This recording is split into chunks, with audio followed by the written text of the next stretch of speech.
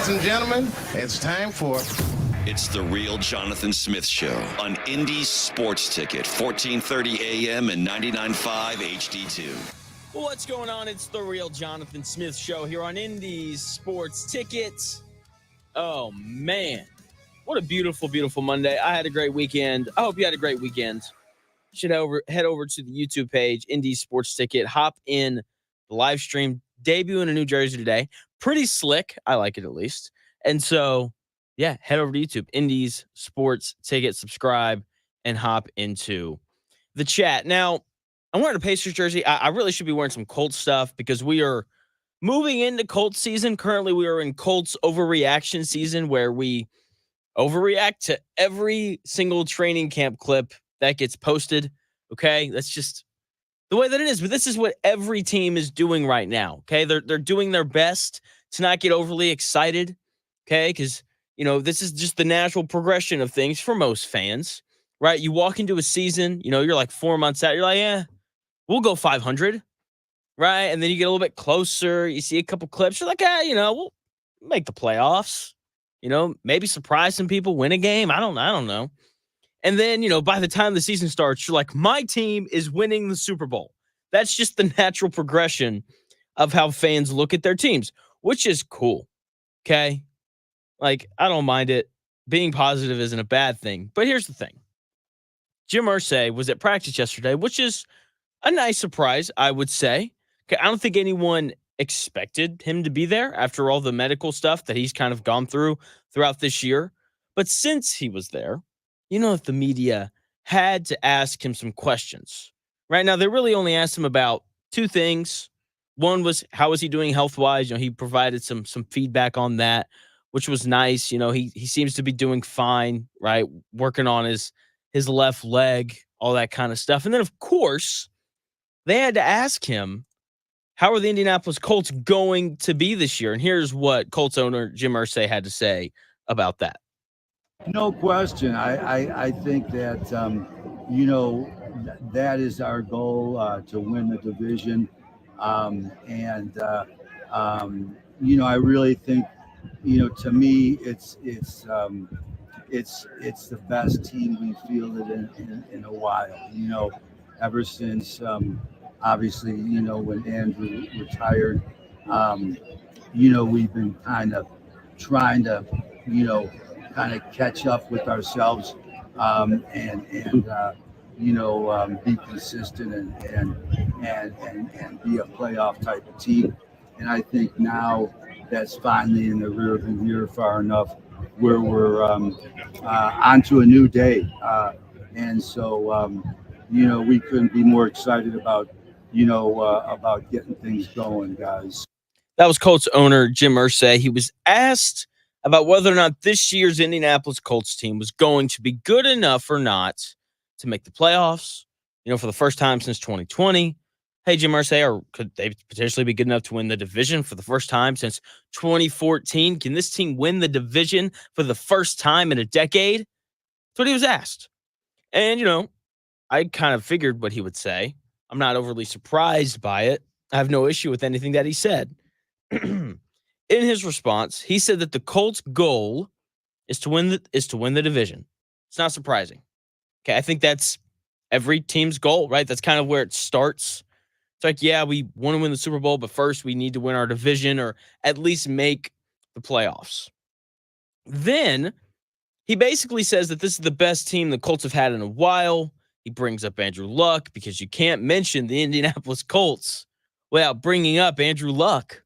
It's just a rule. I don't know. I haven't been here in Indy for super long, but it seems like if you talk about the Colts, you got to talk about Andrew Luck. And Jim Irsay checked that box right there. Right? So he thinks that this is the best team the Colts have had since Andrew Luck retired all those years ago. Now, who says something is more important, honestly, than what they say. Okay? Like, if I say something about my show, then it's going to carry a little bit more weight than if, Billy Bob Joe over on the street corner says something about it. Okay? Who says whatever is more important than what they say? And I have no issue whatsoever with Jim Irsay saying that he expects for the Colts to be good. I have no issue with him saying that the goal is to win the division. I have no issue with him saying that this team can make the playoffs. All right, there's a part of the clip that I didn't play where he talks about how excited he is about Anthony Richardson. Okay, in all honesty, this was the perfect marketing statement from Jim Irsay, right? If he's targeting Colts fans. He said they were going to be good, which is obviously what Colts fans want to hear right now. And he mentioned Andrew Luck. Two things that Colts fans love to hear about.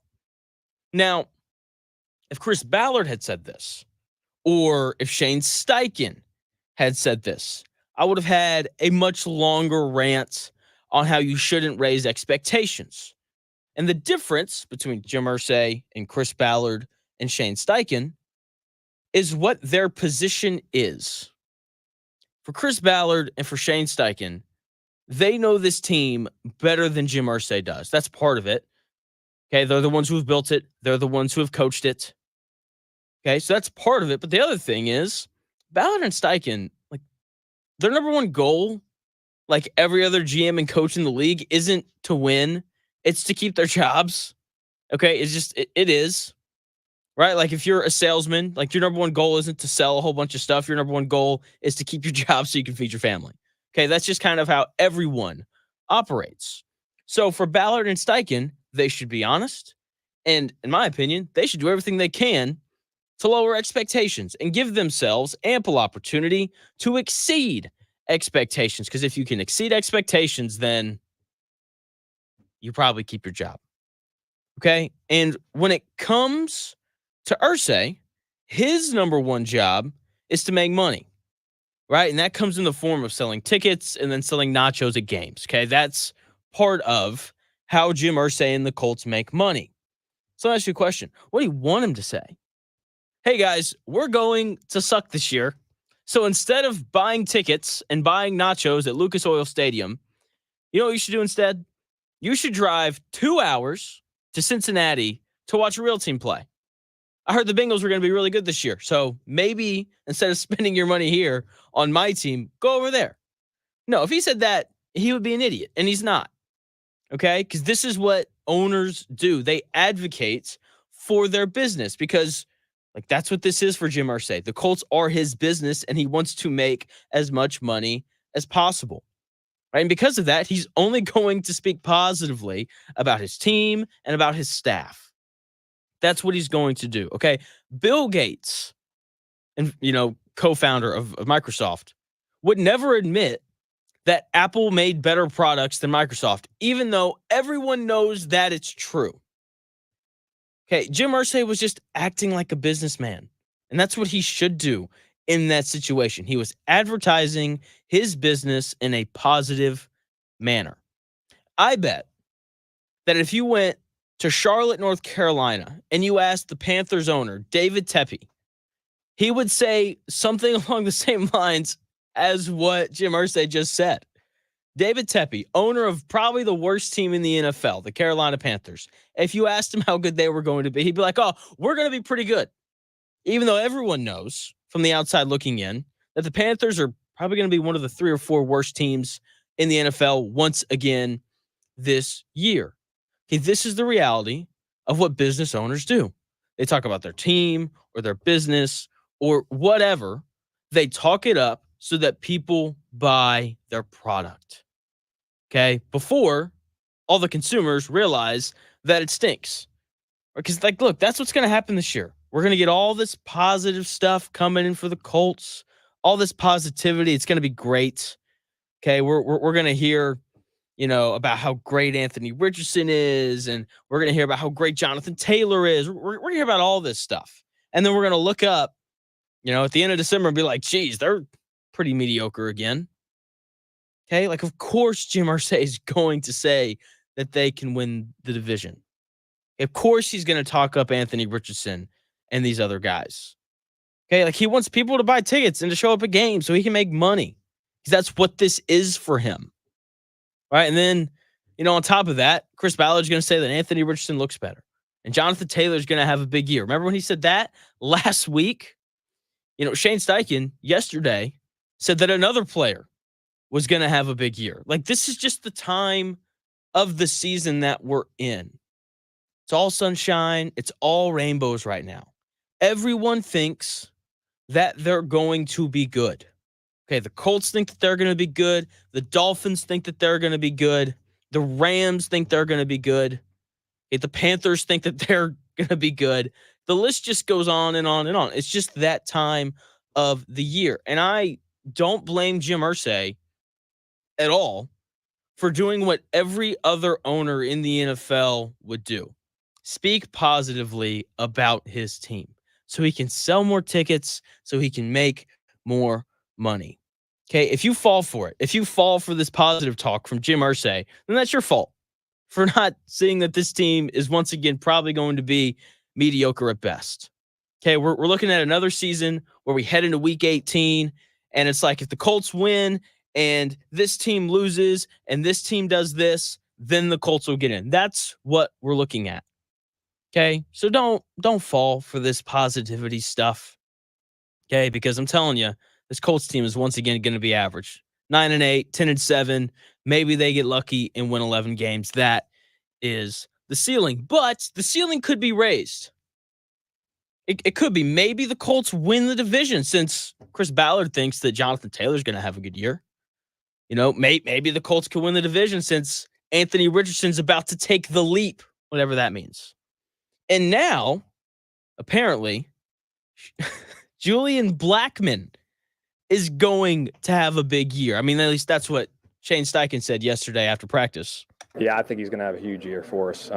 Just the way his mindset, the way he sees the game. And when you talk football to him, he's like talking to another coach. And he made a ton of plays today. He made some big-time plays. The one interception he had, I threw it right there too. And when he made the play, I mean, I ran over to him and dapped him up because it was an incredible play. So that was Shane Steichen telling you that Julian Blackmon wasn't going to have a big year. No. He's going to have a huge year. Julian Blackmon. Put another player up on the board, folks. Julian Blackmon, going to be amazing this year. Maybe he'll be like first team All-Pro. I don't know. Maybe he'll ascend to being one of the, if not the best safeties in the NFL by the end of it. You know, Julian Blackmon is so good, in fact, that the Colts decided to let him test free agency where he didn't receive a deal from anyone for a long time. And eventually the Colts were like, here's $3 million, which isn't a lot for a safety. And it was the only offer that he had, so he took it. And guess what? It was also a one-year deal. So there's clearly just a ton of faith and trust there in that relationship. The Colts really think he's going to be great. I don't know why the Colts continue to do this. Okay, I get Jim Irsay talking the Colts up. He wants to sell tickets and do all those things. Okay, because like that's for Jim Irsay, like that's the important thing. It is. Like, why are coaches, players, and Chris Ballard, the general manager, why are they continuing to raise these expectations? Surely they can look around their conference and their division and realize that they aren't exactly going to compete to be one of the best teams in the NFL. Okay, Shane Steichen has coached in the league for a long time. Chris Ballard, before he came to Indianapolis, he went and he was working for the Chiefs. Okay, and this is the part where everyone's like, well, when Chris Ballard left the Chiefs got a lot better. Yeah, it's because they drafted Mahomes. It's not because Chris Ballard left. My point is that these guys have seen a lot of football. Okay, Shane Steichen was the offensive coordinator for a team that played in the Super Bowl. These guys know what good teams and what bad teams look like. They do. Okay? Now, look, I like Shane Steichen. I think he's done a good job so far. But my question remains like, why are we raising the expectations for a team that's probably going to be 9-8 again? Okay, like that's where they're going to be. This is going to be a team that hovers around the 500 mark. Maybe they get to 10 wins. That'd be great. If they get to 10 wins, they'll make the playoffs, and then they'll lose in the first round of, the Ravens or someone. Okay, like that's what this team is going to be. And you don't need to raise expectations for a team like that. You don't need to. Look, I hope that Shane Steichen's right. I really do. I hope Julian Blackmon has an awesome year. I hope Chris Ballard's right. I hope Jonathan Taylor has an awesome year. I do, but because the expectation's there, I just don't think that it bodes well for fans and what they're expecting to see from this team this year. Because we're going to see a team that finishes around 500, and everyone's going to be disappointed. And because of that, there are going to be fans that continue to call for Chris Ballard's head. Okay, that's what we're headed towards right now. Unless I'm wrong, and Anthony Richardson winds up being a stud, and Jonathan Taylor's more than just a one-hit wonder guy. We'll see. We'll see. But I'm not the only one who feels this opinion. I'm not. Okay. I was reading through some articles yesterday. I came across one not about the Colts, but it was about the Colts. And I can't wait to share it with you when we come back here in about 4 minutes.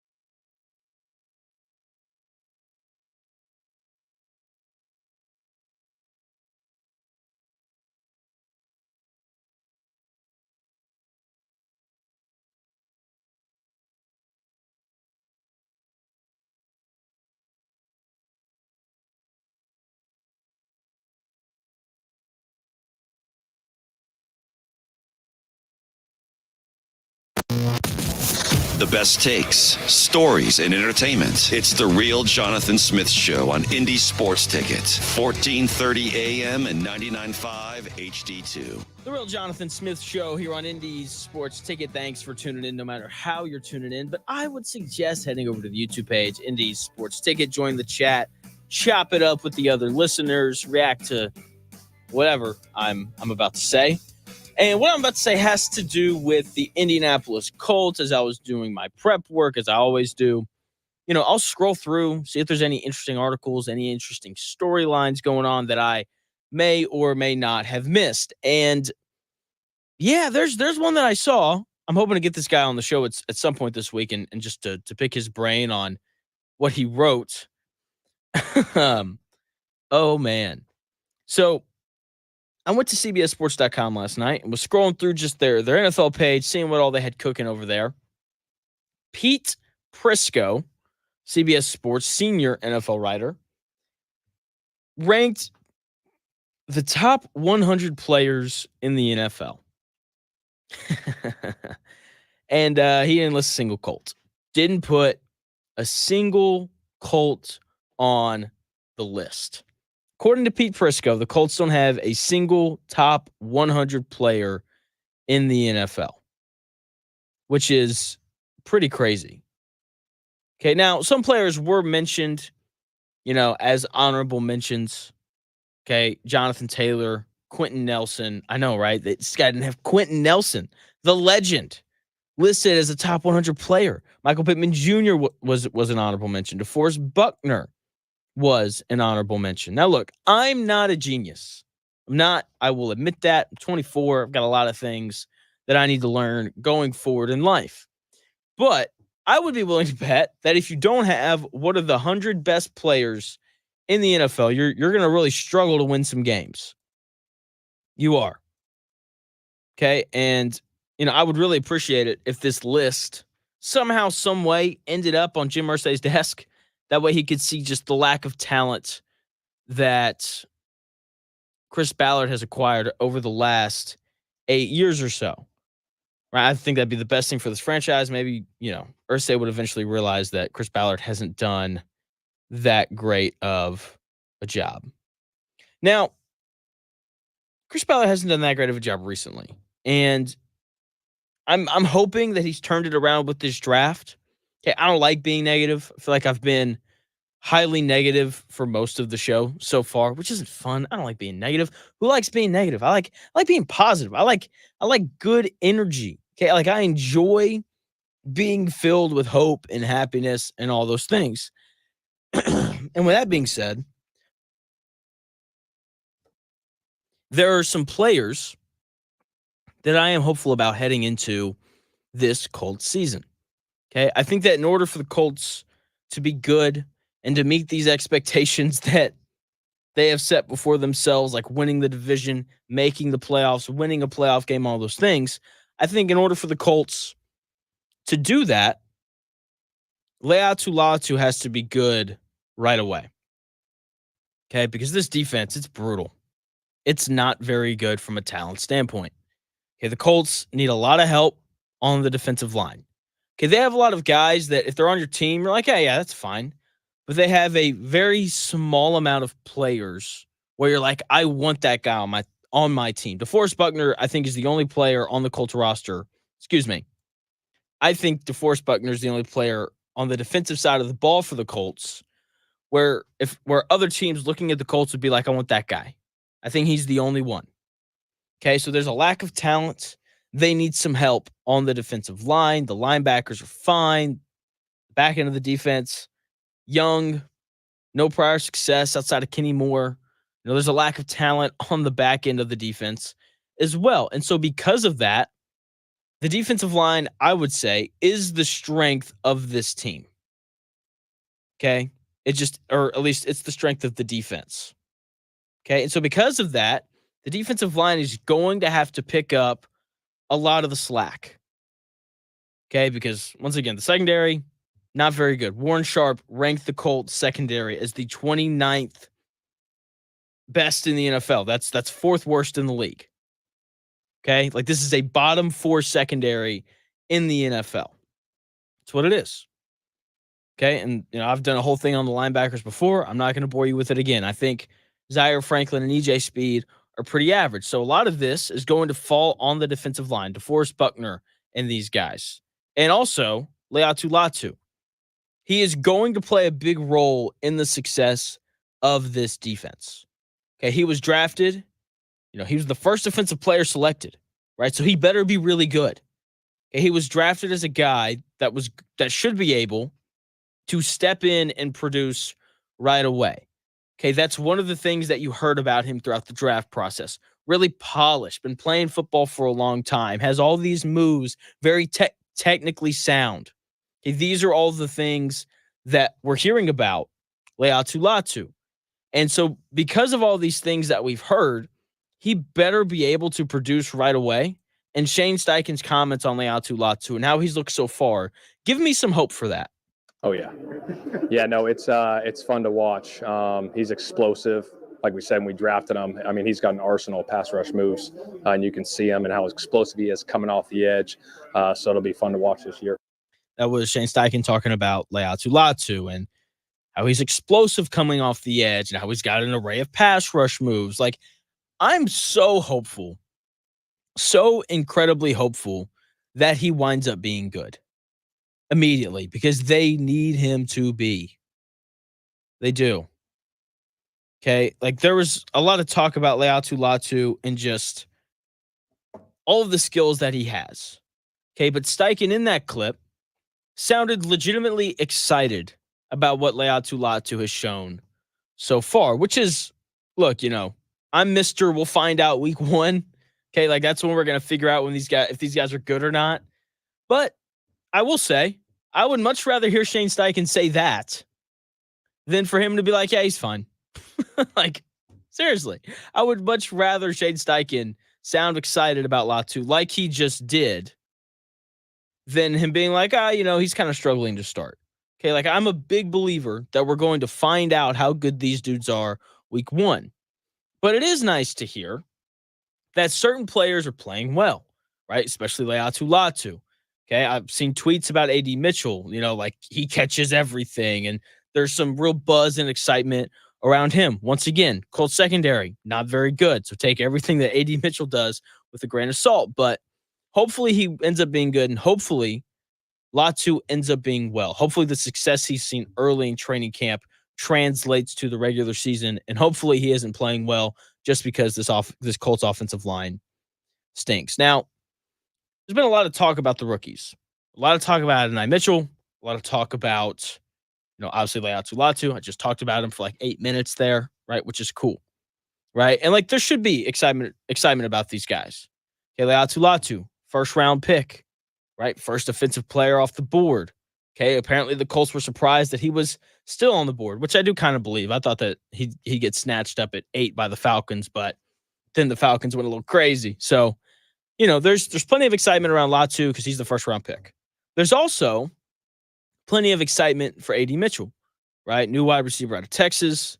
It's been a lot of talk about whether or not AD Mitchell is going to start over Alec Pierce, third-year receiver out of Cincinnati, also a former second-round pick.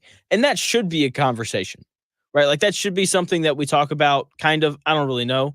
I think it's going to be Mitchell. I don't think that they would have drafted him if they weren't going to play him this year.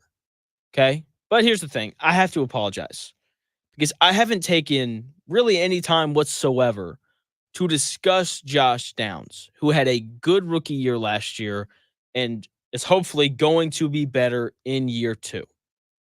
Okay, Michael Pittman Jr. and Josh Downs are as solid as you can get. If those are your second and third best wide receivers, you've got a good wide receiver room. Like, you've got a good group of dudes that can really play. Okay, like, I know when the ball is thrown in Michael Pittman Jr.'s direction or in Josh Downs' direction, it's likely going to be caught and something positive is going to happen. Okay, and while Michael Pittman Jr., he's a bit bigger, he got way more targets than Josh Downs did last year, like over 50 more. Okay, I'm way more excited about Josh Downs in year 2 than I am about Michael Pittman Jr. going into, I believe, year 5 or 6. And part of that is because Josh Downs, is an awesome athlete. He is, man. He can move. He's quick. He ran a 4.4 at the combine. He's quick. He returned punts a little bit last year. And look, fast and quick. That's what you want from your slot receivers. And that is precisely what Josh Downs is. Okay. He had almost 400 yards after the catch last year. Okay. When he gets the ball in his hands, man, he can be explosive. And I hope we get to see more of that this year. Okay. He didn't even have 100 targets last year in 17 games. I don't think that will be the case this season. I think that they're going to look to get the ball in his hands a lot more. There's been reports that, Anthony Richardson likes throwing it to Josh Downs, so that'll obviously play a bit of a role. But Josh Downs' numbers from last year should hopefully go up now that he has a full year underneath his belt, right? And he's proven that he can be a reliable receiver who can go make plays after the catch has been made. Okay, I like Shane Steichen. I think he's a good coach. I think he schemes things up really well. I think it's hard to win 9 games with a backup quarterback and no Jonathan Taylor, right? And Shane Steichen figured out a way to give the Colts a chance at the end of the year. Now, I'm part of why they won that many games is because Shane Steichen did a good job scheming stuff up. Okay, there's a reason why Michael Pittman Jr. had 150 targets. It's because Shane Steichen figured out ways to get him open. And I'm hoping Shane Steichen cooks some stuff up this year for Josh Downs, right? Because when we talk about having guys that are explosive and can make plays in the open field, like there's a lot of excitement for, Adonai Mitchell or AD Mitchell because of that, because of just how athletic he is, right? And I think Josh Downs, probably not quite as athletic as Adonai Mitchell because Mitchell is a 4.3 guy and he's a bit taller and all those things. So hopefully Josh Downs is given some opportunity, though, in the open field to make more plays after the catch because that's something that he's clearly good at doing. Hopefully Steichen can cook some stuff up for him because if Steichen makes him an important part of the offense and if Anthony Richardson can stay healthy, Josh Downs could have a great year. Right? And when I say great, I mean great. Like I wouldn't be surprised if Josh Downs walked out of this year having caught over 100 balls for over 1,000 yards. Wouldn't surprise me in the slightest. I think he's that kind of a player. Okay, he's good. I like him. Hopefully he continues to progress as we continue on through the season. Now, last week, I said that I wanted to see something specific at Colts training camp, and we got it. We got it yesterday.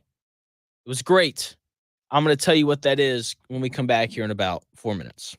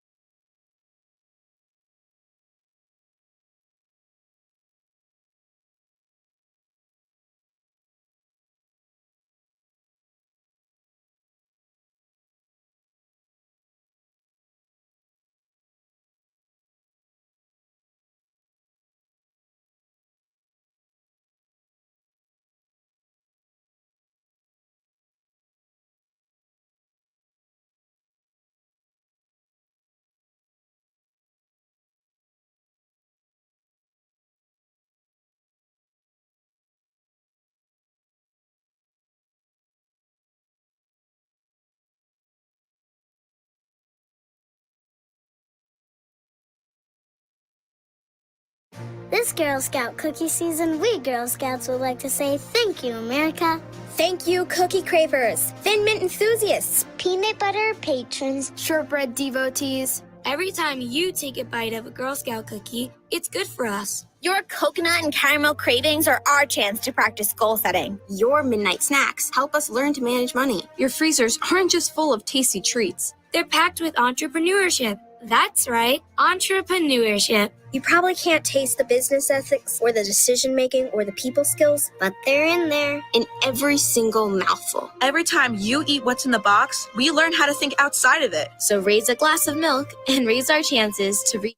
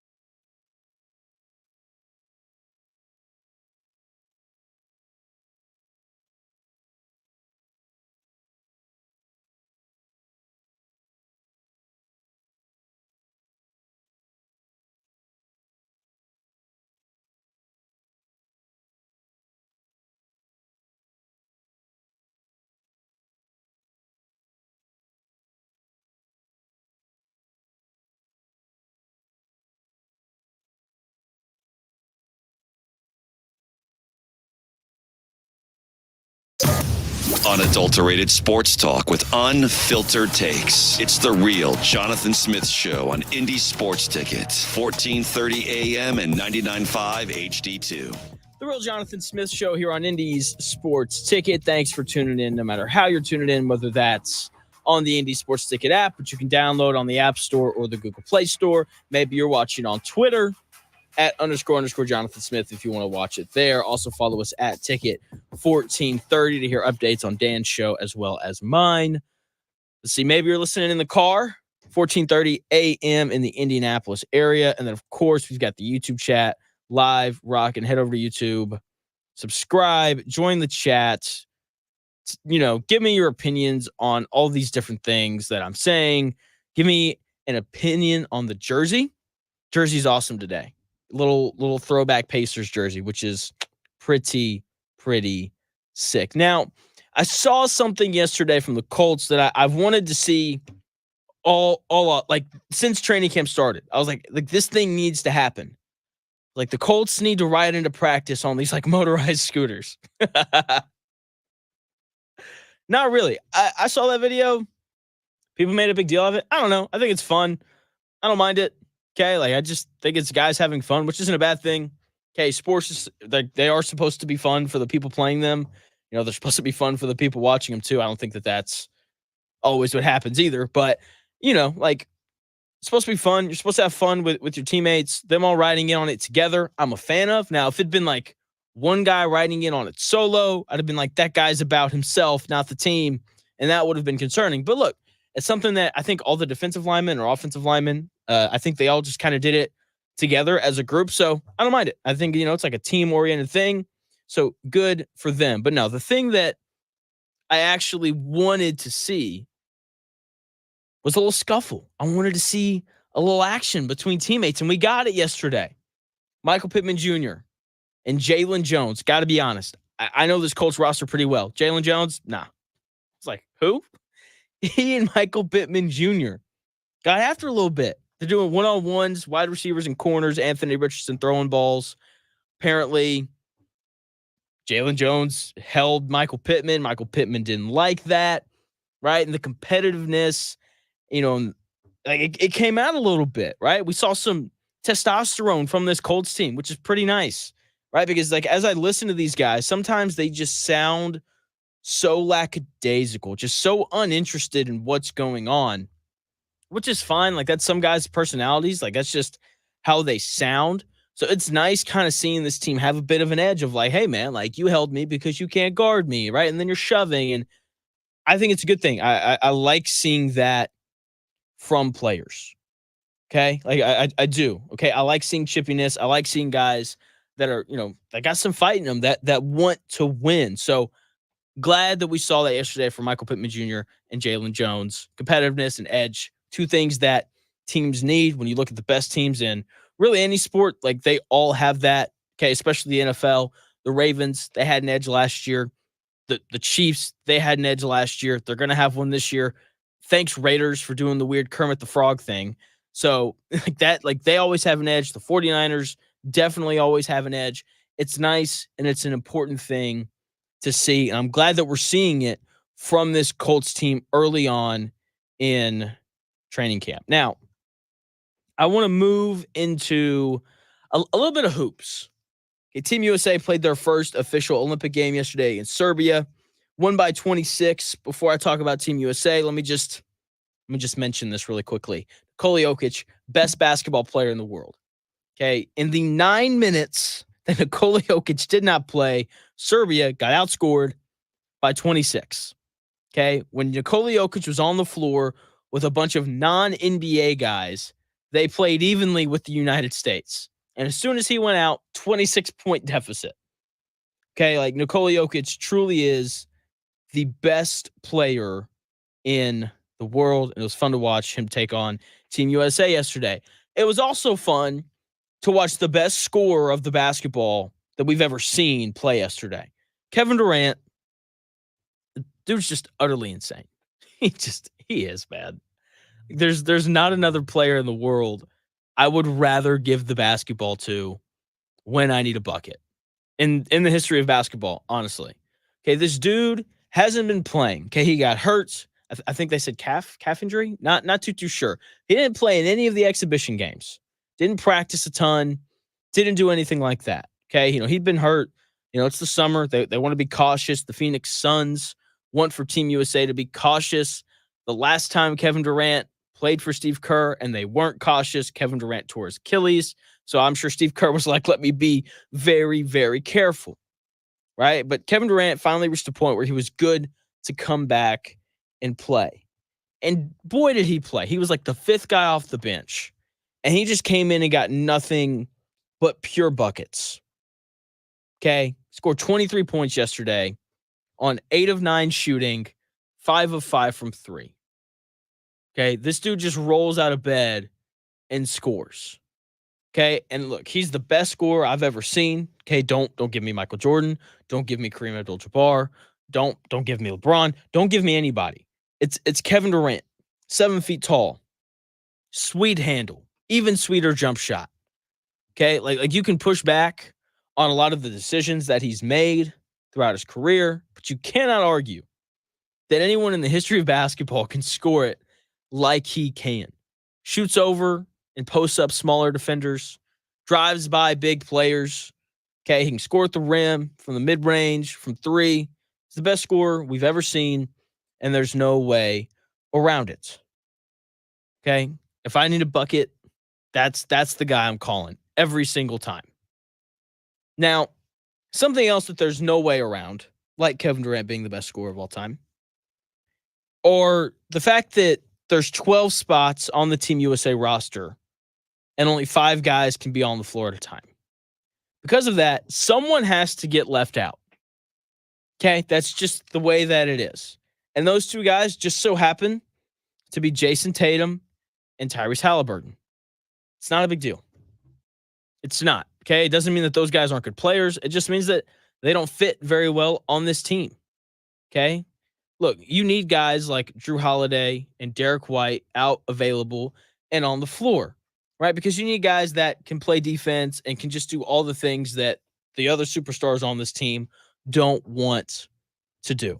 Okay? So Jason Tatum and Tyrese Halliburton not getting major minutes for Team USA isn't a big deal, right? Like, a couple of guys are going to get left out. And it just so happens to be Tatum and Halliburton. And with the way that Team USA is playing, it makes sense. Okay, LeBron James is basically playing point guard. If you told me that was going to happen, then I think we all would have known from that moment forward that Tyrese Halliburton wasn't going to get to play very much, even though he looked good in the exhibition games. But anyway, I digress. Not a big deal that Tatum and Halliburton aren't playing. Doesn't mean that they're not two of the 15 best basketball players in the world. That's right. I said the world. Now, I want to move back to football because something happened over the weekend that's very important for the Colts' future if they have to do this. Tua Tagovailoa and Jordan Love both got big 4-year extensions over the weekend. I thought the Dolphins got a good deal with Tua. They're only paying him $53.1 million a year. That's literally $0.1 million more than what Jared Goff makes, which is about where Tua should be getting paid, right? I think he and Jared Goff aren't that far off from one another. Limited quarterbacks that need good coaches and good play callers to elevate them. Okay, that's who Jared Goff is, right? Sean McVay elevated him early in his career. Now Ben Johnson is elevating him now that he's in Detroit. Okay, Tua, same thing. Brian Flores was his head coach. Not a great offensive system, not a great offensive play caller. And, he didn't look very good, right? Mike McDaniel shows up, great play caller. They bring in Tyreek Hill. They draft Jalen Waddle. They give him some weapons. And all of a sudden, he looks like a good player, right? So Tua, Jared Goff should be paid around the same amount. Now, I'm not surprised at all that Tua took this deal. Okay, he has a lengthy injury history, and he probably just wanted to get paid before it flared up again. Right? That's one of the big kind of concerns about Tua, multiple ankle surgeries, the hip, bad things happen with the hip. And so he knows that, the Dolphins know that, and certainly Tua also knows that he wasn't very good until Mike McDaniel showed up. Okay, with that being said, I'm happy for Tua. I thought he deserved a new deal. I didn't think that he deserved to be the highest paid quarterback in the NFL, to be fair. I thought it was a good deal for both sides. I thought the Dolphins got what they wanted. I thought Tua got what he wanted. And I've seen people say, why are you paying Tua? You can't win a Super Bowl with him. I am just I don't think owners care about winning Super Bowls. I'm just kind of at that point. I think that the owners want their teams to be good, and that's really it. And the Dolphins have been good these past 2 years under Tua, right? Because the owner of the Dolphins is old. Okay, he's not going to live for another 40 years. It's not going to happen.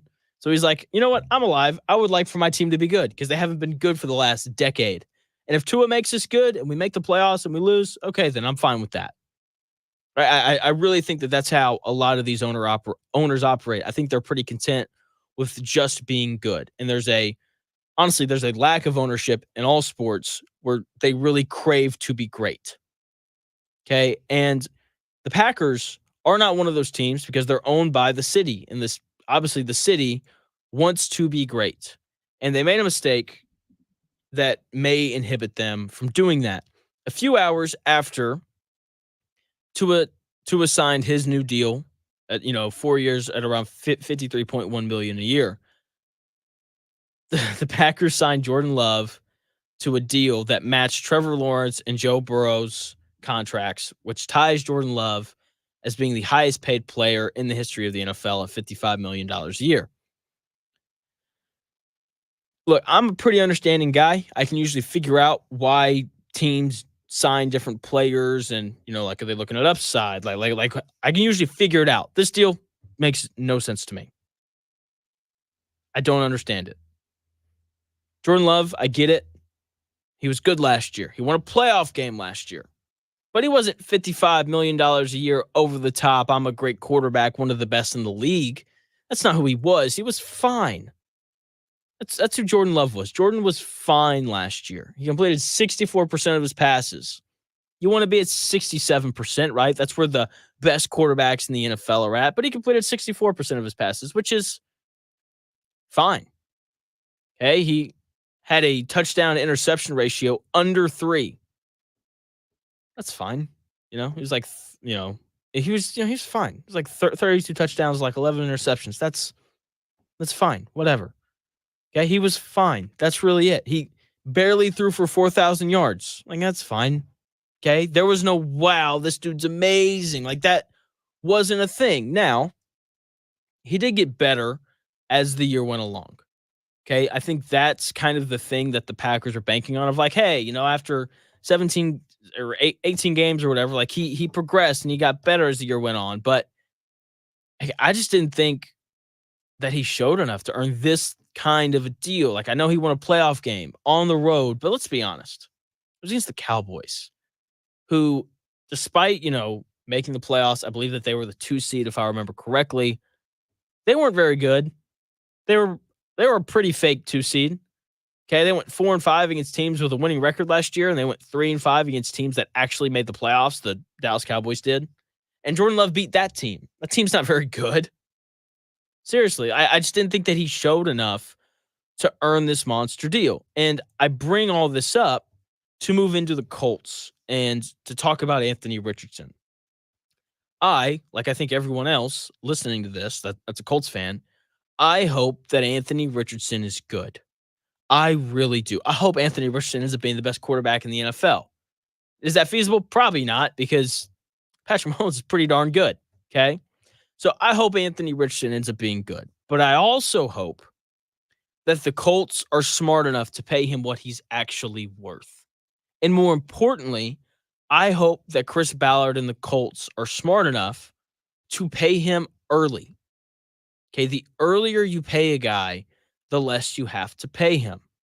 Okay, every time a quarterback gets paid, and every time an elite wide receiver gets paid, and every time, an elite defensive end gets paid, they reset the market, right? That's one of the issues going on with the Cowboys right now. They keep waiting to pay Dak Prescott, and every time another quarterback gets paid, his asking price goes up. Same thing's happening with CeeDee Lamb in Dallas right now.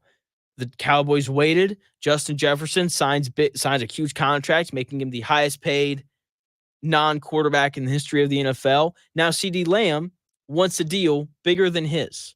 Michael Parsons, same boat. Okay?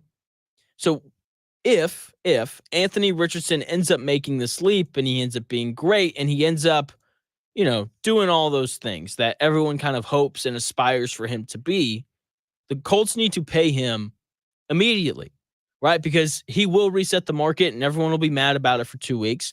But if you pay them early, other teams pass you rather quickly. Okay? Like if the Dolphins and the Packers had both gotten on this earlier, okay, if they'd paid, if the Dolphins and the Packers had paid Tua and Jordan Love, 3 months ago, they wouldn't be paying them this much money, right? And they could have saved themselves a few $1 million. And instead of, the Packers making Jordan Love the highest paid quarterback in the history of football, they'd look back and they'd be like, Jordan Love's like the 5th highest paid quarterback in the history of the NFL after, this guy's new deal and this other guy's new deal. Okay, so if Anthony Richardson ends up being the guy that everyone thinks that he's going to be, they need to pay him like immediately, like at the end of the season immediately, right? Reset the market, make him the highest paid guy. It makes him feel good for a couple weeks. And then, the Chiefs with Mahomes or whatever other quarterback is available for a big extension will then pass you up and you can save a little bit of money that way. Do not wait.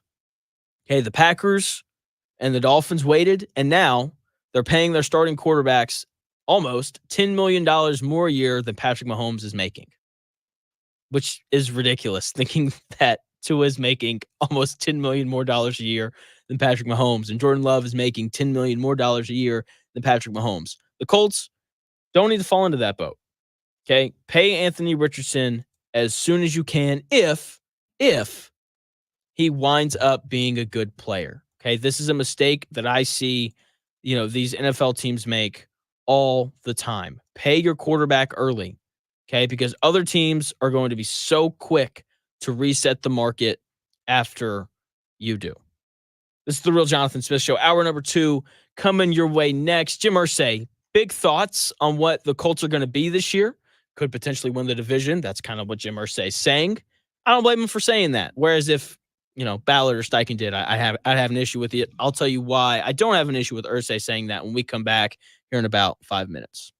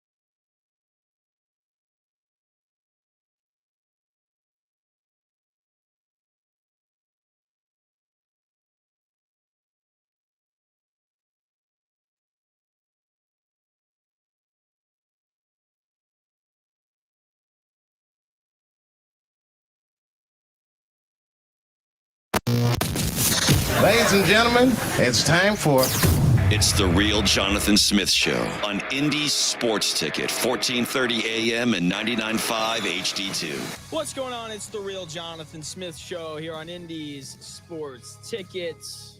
Feeling pretty good today. Head over to YouTube, man. They're having an interesting conversation in the chat. Sometimes it's about what I say. A lot of times, though, it's not. They're talking about crying at the movies and what movies it's okay to cry at. I don't mind it. I've cried at the movies before. I'll probably do it again, but anyway, I woke up feeling good this morning. New jersey, one of the old Hickory Miles Turner jersey, white. It looks pretty slick. I got a tattoo over the weekend as well, which is pretty sick as well. I'll probably show that off in the next segment if you want to head over to YouTube and see it. And I would do it right now, but instead, I got to talk about Jim Irsay. Colts owner Jim Irsay was at practice yesterday. Nice little surprise for the people. It was nice seeing him out and about.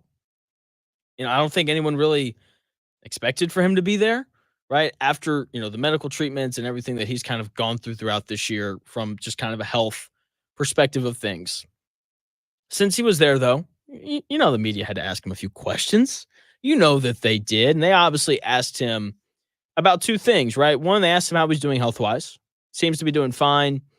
I don't think he can really walk yet. He's got some issues with his left leg, but outside of that, he seemed to be in good spirits. If he wasn't in good spirits, I don't think that Irsay would have been there. I don't. So he seems to be doing fine. And then of course, they had to ask him how the Colts are going to be this year. And he was asked whether or not the Colts were going to be good enough to win the division or potentially make the playoffs this year. And here was Colts owner Jim Irsay's response. No question. I think that, that is our goal, to win the division. I really think, to me, it's the best team we've fielded in a while, ever since, obviously, when Andrew retired, we've been kind of trying to, kind of catch up with ourselves, and be consistent and be a playoff type of team. And I think now that's finally in the rearview mirror far enough where we're onto a new day. And so, we couldn't be more excited about getting things going, guys. That was Colts owner Jim Irsay when he was asked about whether or not this Colts team was going to be good enough to make the playoffs or to potentially win the division. Now, in his response, he said a couple of interesting things. Okay. He said that the Colts' goal is to win the division, which isn't really surprising. That's every team in the NFL's goal. Okay. They expect and want to win the division, right? Because that's in theory the first step to winning the Super Bowl, right? So every team wants to do that. Have no issue with Irsay saying that the Colts' goal this year is to win the division, right? So mentions that. Then he says this is the best Colts team that, the Colts have had in a while. He brings up Andrew Luck, which is always a winner. I've lived in Indianapolis for 3 years, and I'm convinced you cannot mention the Indianapolis Colts being good without bringing up Andrew Luck. It's not allowed. It's just a rule. If you bring up the Colts, you have to bring up Andrew Luck. That's just how it works, right? My takeaway, based off of everything that Jim Irsay said there, is very simply that he thinks that this is the best team the Colts have had since Andrew Luck retired. Okay, now, who says whatever statement is what matters? Okay, it's less about what they say and much more about who says it. Okay, I have no issue whatsoever with Jim Irsay saying these things. In all honesty, dude's a marketing genius. This was the perfect marketing statement to get Colts fans excited for the season. He said they were going to be good, and he mentioned Andrew Luck. Two things that Colts fans like to hear for whatever reason, even though Andrew Luck hasn't been here in 8 years. Okay. So that's it, right? If Ballard or Shane Steichen, Colts head coach, had said something like this, I would have had a decently long rant on how, you shouldn't raise expectations and all of these different things. But the difference is that Chris Ballard is the GM, Shane Steichen is the coach, and Jim Irsay is the owner. Okay? Like, the position that you hold matters. Okay? Because based on the position that you hold, your goal is different. It just is. Okay, for Chris Ballard and Shane Steichen, like, their number one goal, just like every other head coach and GM in the league, their number one goal is to keep their job. Okay, that is their number one goal. Just like everyone else's goal in the world that isn't the owner of a business, their goal is just to keep their job. Okay, if you're a salesman, your goal is to sell enough stuff to keep your job. Okay, like, that's like Ballard, Steichen, they're in the same boat. So for them, I think that they should do everything they can to keep expectations relatively low, right? Because whether or not you get fired or you keep your job is usually based on expectations. If you exceed the expectations set before you, then usually you keep your job. If you don't meet those expectations, then you're probably going to get fired, right? So for Ballard and Steichen, it's like, chill out.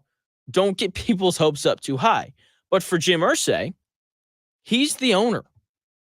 His number one job is not to win games. It's not. Okay, Jim Irsay's number one job is not to win games. It's not to win a Super Bowl. It's none of those things. Jim Irsay's number one job, his number one goal, is to sell tickets and make money, because the Indianapolis Colts for him aren't just a football team. They are a business through which he wants to make money. Okay? Like that is his goal. So when people are asking him, do you think this team can win the division? Do you think this team can make the playoffs? Of course he's going to say yes. What do you want him to say? No, we're going to suck this year. In fact, you know what you guys should do, Colts fans? Instead of buying tickets and helping me make money, instead what you should do is you should drive 2 hours to Cincinnati to watch a real team play. I heard they're going to be pretty good this year. I saw Joe Burrow's new haircut. They're going to be awesome. No, he's not going to say that. He's not going to say that. Right? He'd be an idiot if he said that. Okay? Like, Bill Gates would never admit that Apple made better products than Microsoft, even though everyone knows that Apple makes better products than Microsoft. Okay? Jim Irsay was just acting like a businessman should. He was advocating for his business. Right? Like, that's what you should do. Okay? Like, if you own a business, you should probably say positive things about it and not negative things about it. Okay? And every owner in the NFL would have done what Jim Irsay just did. Okay? If you got in your car and you drove to Carolina and you got a press pass and you went to a Carolina Panthers practice and you saw David Tepy, owner of the Carolina Panthers, and you asked him, hey, do you think the Panthers are going to be good this year? He would say yes, and he would have a bunch of reasons as to why they were going to be good, even though everyone that knows anything about the NFL knows that the Panthers are going to be one of the 3 worst teams in the NFL once again this year. Okay, this is just what business owners do. They talk about their team or their business or whoever like it's the best thing since sliced bread, so that people buy their product before they realize that it stinks. Okay, like, that's all Jim Irsay's doing. He's trying to get you to buy some season tickets, right? Because once you buy those, your money's gone. It's theirs. Okay, so when you realize in week 9 that this Colts team's pretty average, he's already got your money.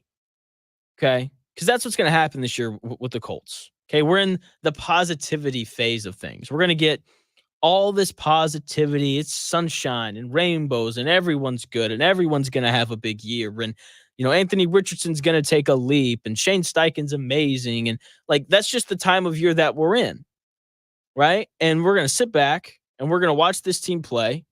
And after getting all jazzed up and excited with positivity, just for everyone to realize that 6, 7, 8 weeks into the season, the Colts are once again mediocre at best. Okay? Of course, Jim Irsay is going to say that they can win the division. He's the owner. He wants you to buy tickets. Of course, that's what he's going to say.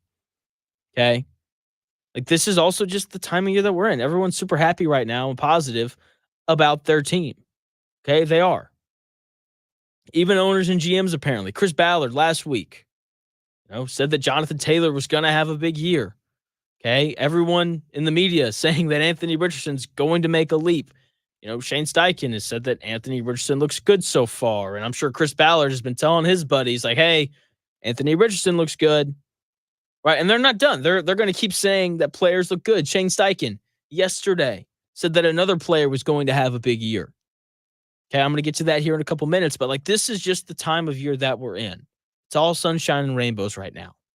Everyone, the Panthers, the Lions, the Colts, everyone thinks that they're going to be good right now. And the Indianapolis Colts are no different. And I don't blame Jim Irsay at all for doing what every owner in the NFL would do.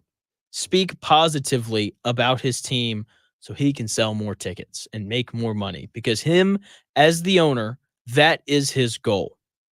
Okay? And I'm telling you this so that you don't fall for this positive Colts talk. Okay? Because there's people out there, they're going through, they're like, oh, Jim Irsay said we're going to be good, so it must be true. He's the owner. He knows. No, he doesn't. Okay, don't fall for this, okay? Because you're going to look up week 6, week 7, week 8 and be like, oh, what a surprise. We're average once again. But not everyone on this team is average, apparently. Jonathan Taylor set to have a big year, according to Colts GM Chris Ballard, said it last week. Anthony Richardson is going to take the leap, guys. And now we can add Julian Blackmon to the list of players that are going to be good this year. Okay, I guess Julian Blackmon made, a good play at Colts practice yesterday. Shane Steichen was asked about it, and instead of just saying that the play was good, instead, Shane Steichen opted to say this. Yeah, I think he's going to have a huge year for us. Just the way his mindset, the way he sees the game. And when you talk football to him, he's like talking to another coach. And he made a ton of plays today. He made some big-time plays. The one interception he had, I threw it right there too. And when he made the play, I ran over to him and dapped him up because it was an incredible play. So that was Shane Steichen talking about Julian Blackmon, who's apparently going to have a big year. Just put him on the board, man. Another Colt set to have a big year this year. Look. Maybe Julian Blackmon is going to be amazing this year. I hope he is. Honestly, I'm with Coach Steichen. Julian Blackmon's going to be amazing this year. Okay, he's going to be one of the best, if not the best safety in the NFL by the end of the season. You know what? Julian Blackmon is so good, in fact, that the Indianapolis Colts let him test free agency, where he got no offers. So the Colts came in late and were like, hey, you can come play here for a year, and we'll pay you $3 million to do it. Come on now.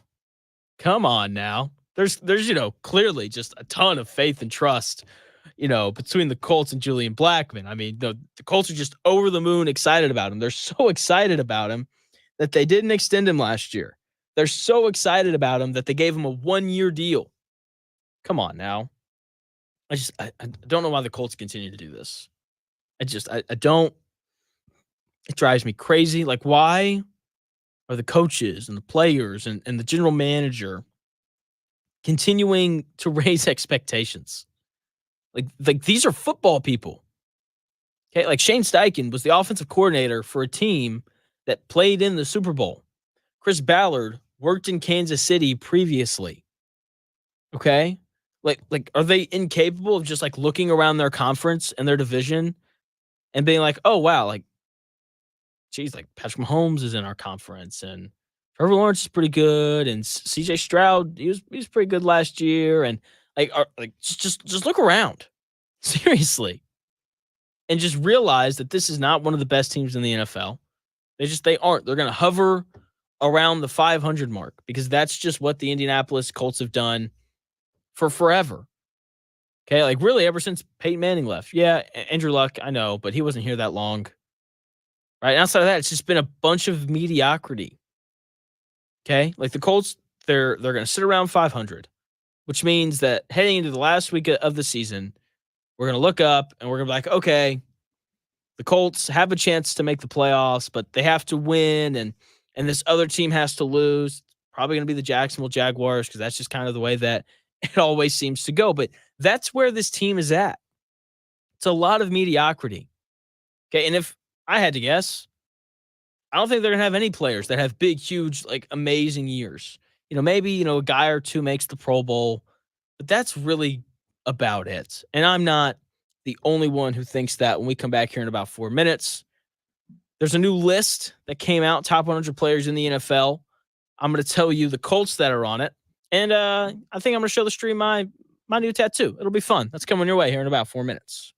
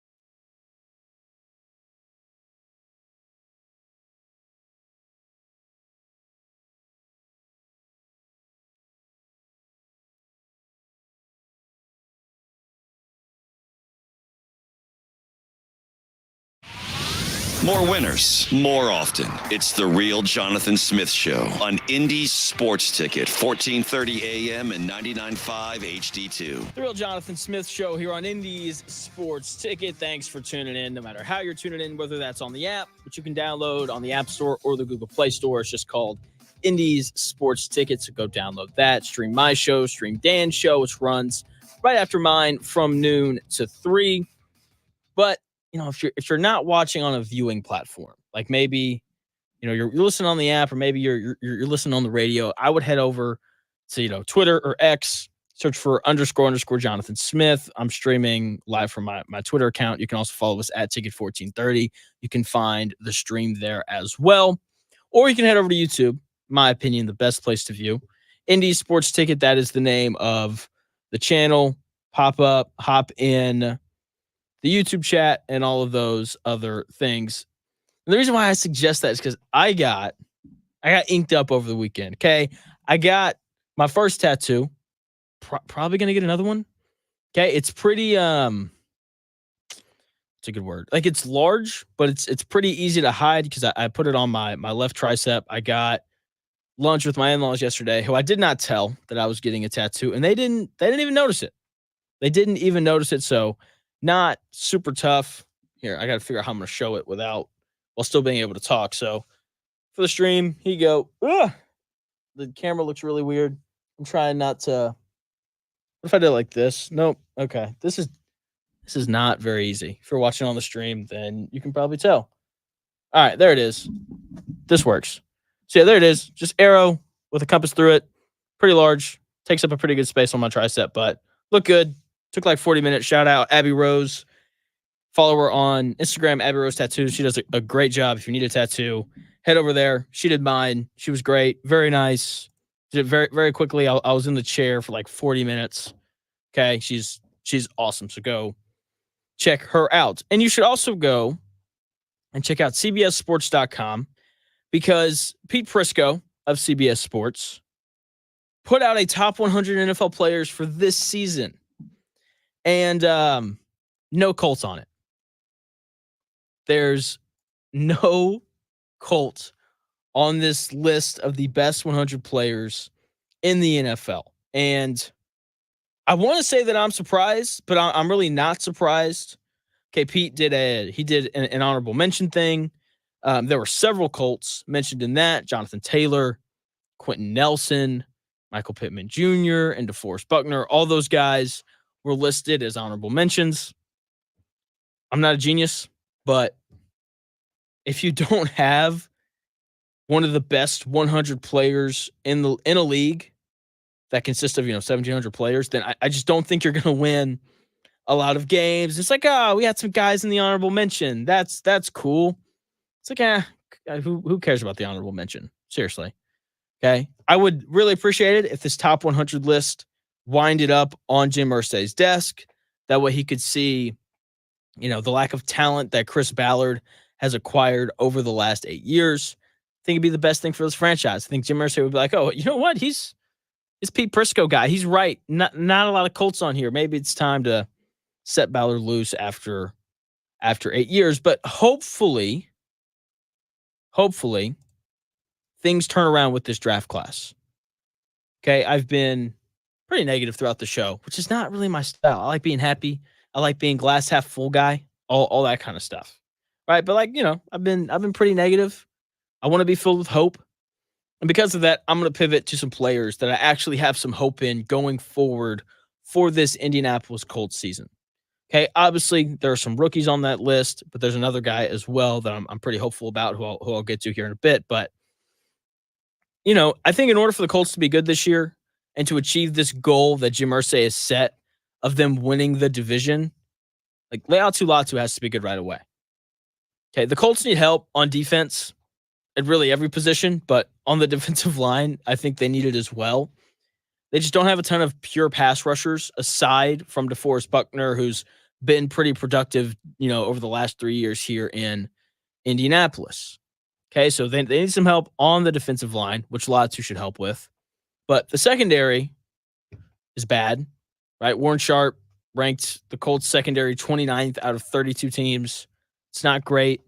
right? So that secondary is bad. So they need to generate pressure so they don't have to cover as long. I believe that the Colts defense this year will go as Leatu Latu goes.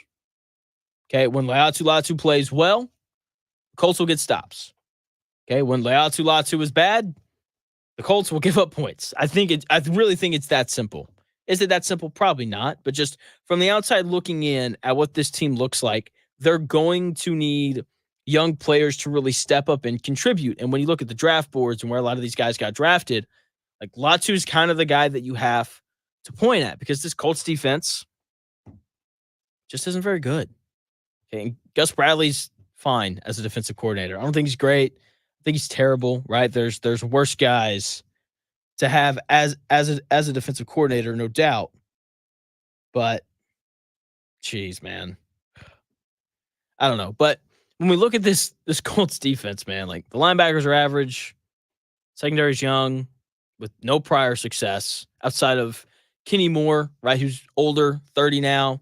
Thought he was good last year. Not as good as he's been, though, right? And there's a lack of talent on the back end of the defense. Like this defensive line is going to have to pick up a lot of the slack. And Leatu Latu is going to play a major, major role in that process. Okay, he was drafted as a player that was supposed to be able to step in and produce right away, right? Like you heard all the buzzwords for a guy who can immediately contribute during the draft process. Oh, this guy's polished. This guy's very technically sound. All those things, right? So, like, if those are the words that we're hearing, and that's the way that Chris Ballard has advertised him, also as, the best defensive player in the draft, which, I'll buy into that. He was the first defensive player off the board. So, like, he better be good, right? So, Leatu Latu has to show up. And based on what Colts head coach Shane Steichen said yesterday, maybe he will. Oh yeah. Yeah, no, it's fun to watch. He's explosive. Like we said, when we drafted him, I mean, he's got an arsenal of pass rush moves, and you can see him and how explosive he is coming off the edge. So it'll be fun to watch this year. Shane Steichen talking about Leatu Latu there. Yeah, I mean, look, he has to be good. He does. Okay, there's a lot of talk on the tools that Latu has, right? Shane Steichen, even just in that clip, right? Explosive coming off the edge, has all these different pass rushing moves, all that stuff, right? But here's the thing. I like the tone of Steichen's voice when he says it. I don't feel like he's just blowing smoke. Okay, like Shane Steichen sounded legitimately excited about what Latu has shown so far in that clip. Okay, which is so much better than him saying that he's gotten off to a slow start. Okay, like I'm a huge believer in the idea that we're going to find out week 1.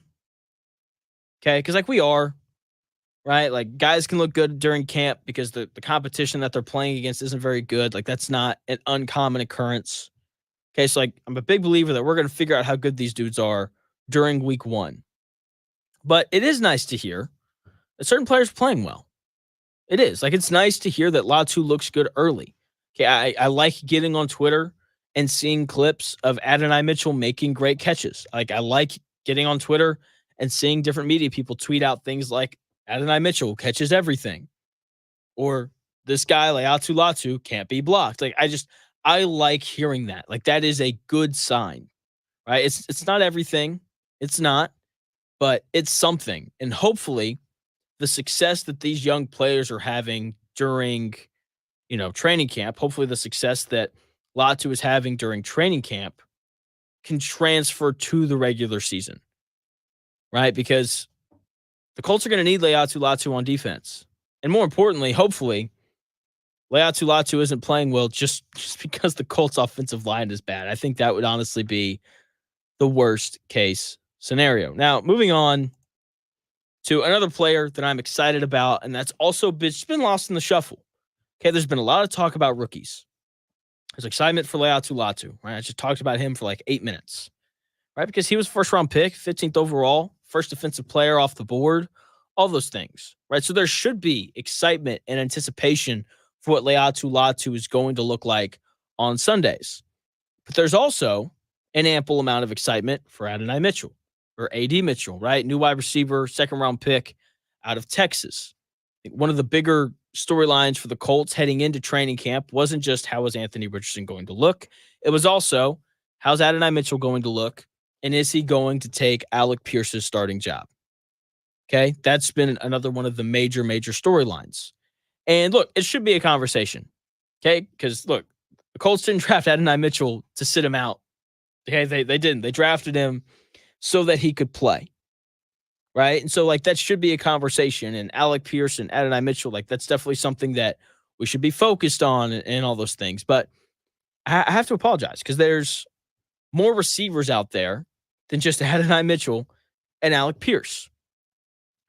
Look, I gotta be honest, Adonai Mitchell's going to start over Alec Pierce. Okay, it's going to happen, right? But outside of those two guys, like, I haven't taken really any time to discuss Josh Downs at all this offseason. Okay, I've talked about Michael Pittman Jr. because of the contract extension and everything. Michael Pittman Jr. and Josh Downs, like, they're as solid as you can get. Okay, like Michael Pittman Jr. is just a prototypical possession receiver. Okay, I know when the ball is thrown in his direction, he's going to catch it. Okay, he's a bit bigger, longer, all those things. Not a great red zone threat, not a great speed threat, but just a solid, reliable option. Okay, so, like, I like Michael Pittman Jr. He's solid. Right, when I think possession receiver, something like Michael Pittman Jr. pops into my head. When I think slot receiver, someone like Josh Downs pops into my head. And I am so excited for Josh Downs this year because I think he's going to get more targets than he did last year. Okay, I am way more excited about Josh Downs in year 2 than I am, I think, really about any other Colts player on this roster. Like, I think he could actually be a monster. Like, I really do. I think he could be a real issue in the slot for other teams. Okay, because he's a good athlete, right? And if he's playing in the slot, he's matched up on a nickel back or potentially even a linebacker. Okay, he ran a 4.4 at the combine. Okay, so he's quick, right? If you're playing the slot, you better be quick and fast and quick. I think that's what you want from every player in the NFL, right? But especially from 5'9", 170-pound slot guys. Okay, and that's exactly what Josh Downs is, fast and quick. He had almost 400 yards after the catch last season. That's impressive. Okay, when he gets the ball in his hands, he can be explosive. That's why he returned some punts last year for the Colts. And I hope we get to see more of that explosive side of Josh Downs as this year progresses. I hope that they really feature him in the offense. He didn't even have 100 targets last year. Okay, I think he needs to be featured a little bit more. I think his numbers are going to go up because I think that he is going to be featured more now that he's got a year under his belt, proving that, he's a good receiver and that he can handle, 98 targets. That's how many he had last year. Like, let's up it a little bit, right? And if they do, like, it's going to be fun to see what Shane Steichen can kind of throw together to get him open because Josh Downs has the ability to be explosive. Okay, he does. And if Anthony Richardson can stay healthy all year, Downs should have a good year. And to a point where I wouldn't be surprised if, he posted over 100 receptions and over 1,000 receiving yards. Like, I think he can have that kind of a season. And I hope that we get to see that from him. Speaking of hoping to see things, last week there was something that I mentioned that I really hope to see from Colts training camp, and we got it yesterday. I'm going to tell you what that is when we come back here in about 4 minutes.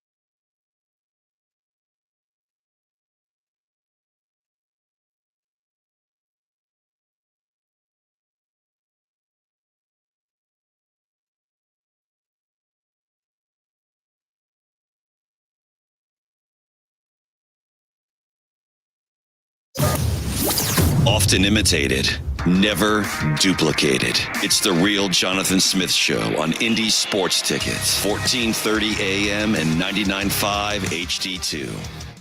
The real Jonathan Smith Show here on Indy Sports Ticket. Hope you guys are doing well. Hope you guys are having a good Monday. The real Jonathan Smith Show here on Indy's Sports Ticket coming at you. The thing finally happens. I said last week that there was a specific thing that I wanted to see during Colts camp. I didn't think we were going to see it, but we saw it yesterday. The Indianapolis Colts had a little scuffle during practice, which is good. I listened to a lot of these guys talk, and they just sound so disinterested with everything that's going on. They do. You're like, hey, DeForest Buckner, what do you want to do this year? What's your goal? I guess it's about legacy. Just so disinterested. Okay, they asked Michael Pittman Jr. the exact same question. Hey, man, what do you want to prove this year? What do you want out of this year? Which is a good question, right? Kind of tease these guys up an opportunity to be like, hey, I want to win. I want to do this. I want to do that. And Michael Pittman Jr. goes, I think I want respect. And talked about respect for a couple minutes. It's so boring. So boring. It's come on, man. Show some fire. Show, I don't care what your answer is. Just sound engaged. And, a lot of times these guys don't. And I'm sitting here and I'm questioning, these guys, really even care? And so hearing that Michael Pittman Jr.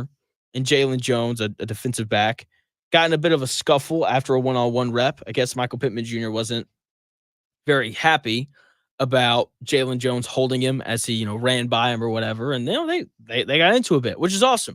I like seeing that competitiveness. I like seeing some nasty because the best teams in any sport have some nasty. Okay? They every team has it. That's good, at least. The Ravens, they were mean and nasty and competitive last year. Chiefs, same boat, mean, nasty, competitive. The 49ers, mean, nasty, competitive. Okay? And I want to see that from the Colts and seeing, a little scuffle, nothing crazy. Okay? I don't need a full, offense first defense brawl, but a couple guys getting mixed up here and there is good. That means they're having competitive practices and competitive moments during their practices, which I appreciate. Something else that I appreciate is the Olympics. I'm watching men's gymnastics right now.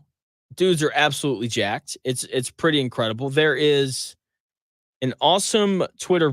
There's a guy on Twitter. I think his name is Mitch Golditch. Okay. And he posts these Olympic viewing guides every day. It's the best. Okay. Just lines out. Here's all here are all the medals that are happening today. Here's all the Team USA sports, Team USA individuals, so on and so forth. He kind of lays all that out, which is awesome. Makes it so much easier just to kind of check out everything else that's going on. So really fun. I enjoy it at least. So check him out if you're trying to figure out what's coming on and when, because there's just so much stuff happening literally every single day. So anyway, yesterday I checked Mitch Golditch's viewing guide and I was like, oh, Team USA plays today. So what did I do? I watched Team USA and was a little worried early. You're sitting there. Serbia goes out to a lead. Nikola Jokic doing Nikola Jokic things. He's the best player in the world, man. He played 31 of the 40 minutes, and in the 9 minutes he did not play, Serbia got outscored by 26, and they lost by 26. Which he's incredible. He raises everyone's floor dramatically. And, there's the best time to see it is during the Olympics, right? When he's on the floor against 5 great NBA players at all times. And then from there, you just see Nikola Jokic, the best player in the world, elevate his teammates to a point where they played even with Team USA when he was on the floor. And they had a lead early. I was a little nervous. I'm sitting there. I'm watching. I was like, geez, man, Team USA got to stop. Can they figure out a way to score? And all this concern and worry very quickly went away when Kevin Durant was inserted into the game. Kevin Durant is an incredible basketball player. Okay, he gets a lot of, crap for, leaving the Thunder the way that he did, and then he leaves Golden State, and he hasn't really won since, and then he leaves Brooklyn, and it's been a mess. Okay? And like, you can crap on that all you want. Not going to push back on any of that. But I'm also going to say that Kevin Durant, he's the best scorer ever. Okay? So Kevin Durant hadn't been playing basketball because he got hurt, right? So obviously, Team USA wants to be careful with him because they don't really need him to win. They don't. He's nice to have. He makes winning a little bit easier, as he showed yesterday, right? But with him being hurt, the Suns are obviously concerned of like, hey, don't rush him back too quickly. Steve Kerr, being his head coach, probably the best thing in that moment, because the last time he rushed Kevin Durant back, he tore his Achilles. So, he was finally cleared to play yesterday, and dude just got buckets. Went like so easily. Is the easiest 23 points I think I've ever seen. Okay, he was 8 of 9 shooting from the floor, 5 of 5 from 3. I mean, just shooting over small guys, going by big guys. I mean, he's incredible. Like I said, best scorer I've ever seen, and I'll defend that take until the day I die. 7 feet tall. Sweet handle, sweeter jump shot. Okay, as I said, you can push back on a lot of the decisions that he's made throughout his career. That's fine, but when it comes to scoring the rock, I'm giving that guy the ball.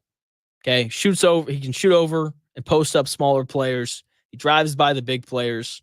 He can score with the rim. He scores really well from the mid-range. He shoots it even better from 3. Like, he's the best scorer of the basketball we have ever seen. And there's no way around it. There's not. There's also no way around having to sit guys during Team USA games. Okay, Jason Tatum and Tyrese Halliburton not playing is not that big of a deal. Okay, like every time I get on Twitter, people are clowning Tatum and Halliburton for not playing. Look, only 5 guys can play. Okay, it's a roster of 12 guys, only 5 guys on the floor at a time. I don't have to explain the math on that. Games are only 40 minutes. There's not that many minutes to go around. So like, some guys have to be left out. Just so happens to be Tyrese Halliburton and Jason Tatum. It doesn't take away from the fact that Halliburton is one of the 15 best basketball players in the world. Doesn't take away from the fact that Jason Tatum just won a title and he's one of the 10 best players in the world. Okay, it doesn't take away from that. They just don't fit into what Steve Kerr and Eric Spoelstra and the rest of these coaches want to do from a team perspective. And so because of that, it doesn't look like they're going to get to play very much. And look, I think that if we had known coming into the Olympics that Steve Kerr's goal, or the way that he wanted to kind of play the team, was to have LeBron play point guard, I think we all would have immediately known in that moment that Tyrese Halliburton wasn't going to play very much. Okay, so it's not a big deal. This is just what happens sometimes. Okay, and it's all right.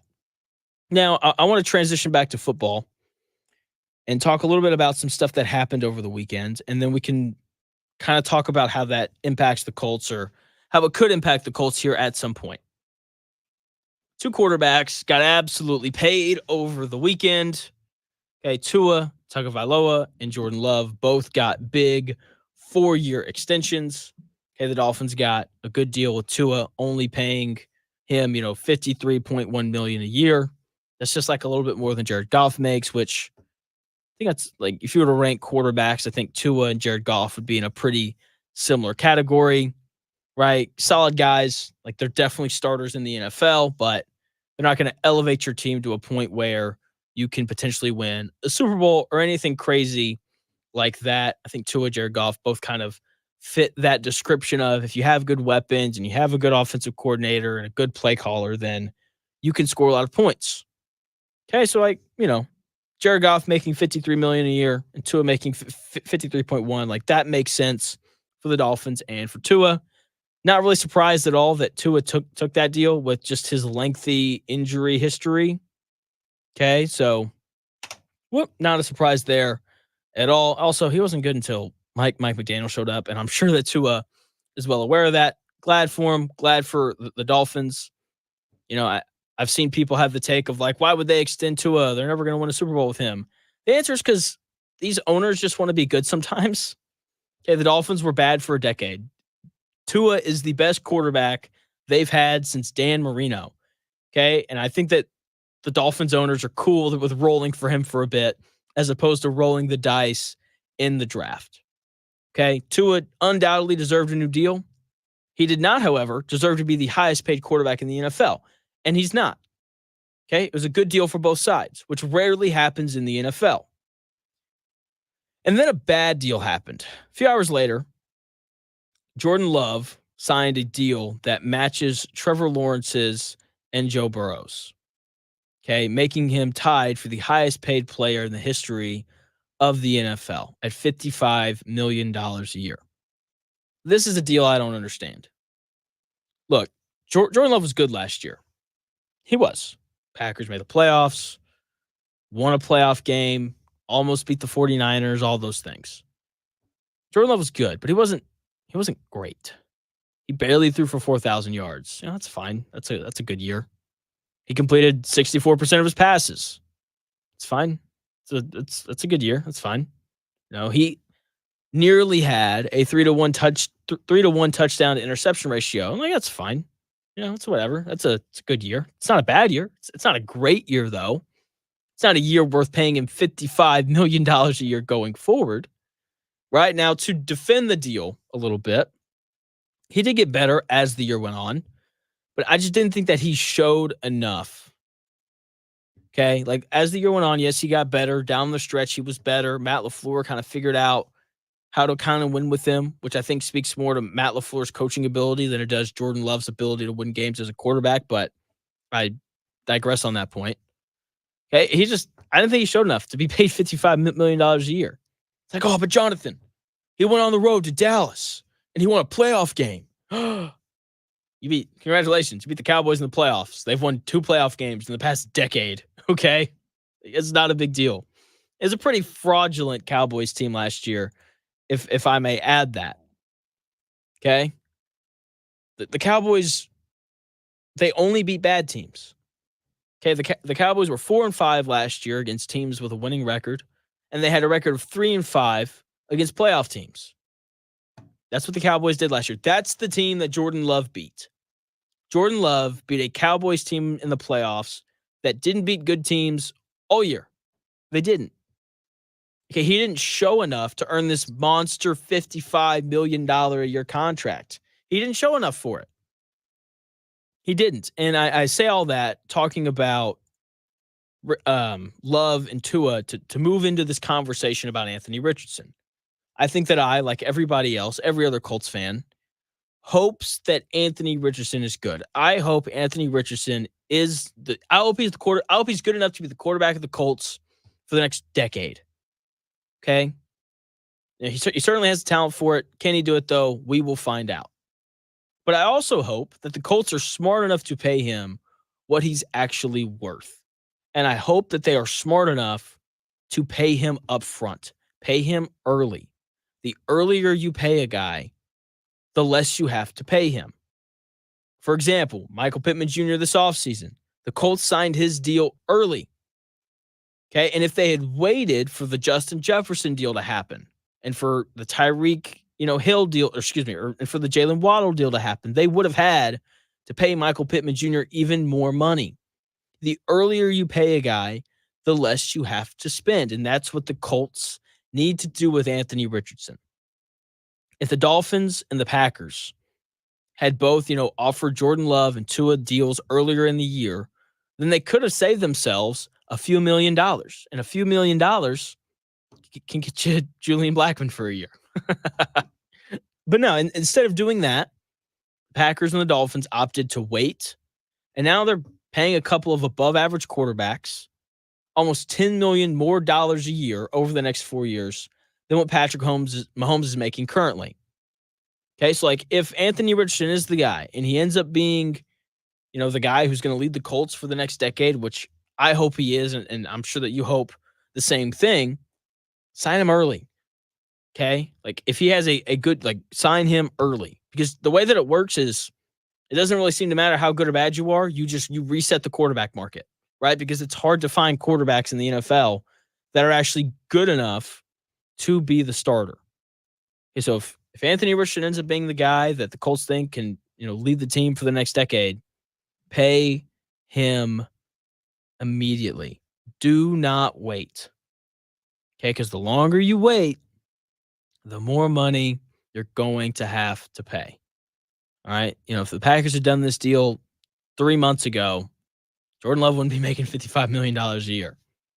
The Dolphins had done this deal 3 months ago, Tua Tagovailoa wouldn't be making $53.1 million a year.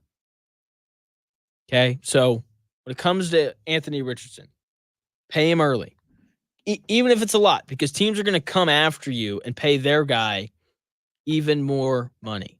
Like if Anthony Richardson ends up being the guy and CJ Stroud ends up being the guy in Houston, like pay Richardson before they pay Stroud, because whoever gets paid second is going to ask to be paid more money than the other guy. Okay, that's just the way that this stuff works. Is that right? I don't know. Probably not. But at the same time, it's like with the cap going up every year, like, I don't know, you can't just be like, Patrick Mahomes makes $45 million. Sorry, everybody else. I'm not going to pay you more than that. It's just not really the way that it works with the cap space going up every single year. That's going to do it for the Real Jonathan Smith Show. Thanks for taking the time out of your day to check out the show on every day from 10 to noon right here on Indy Sports Ticket. Make sure you go download that Indy Sports Ticket app on the Google Store, on the Google Play Store or on the App Store. Head over to YouTube, subscribe to the YouTube channel. These shows, like, they're left on there the full 2 hours, so you can always go back and watch whatever you missed. Check out the Real Jonathan Smith podcast. That's where the show goes, if you don't want to watch it on YouTube for whatever reason. So subscribe on YouTube, download the app.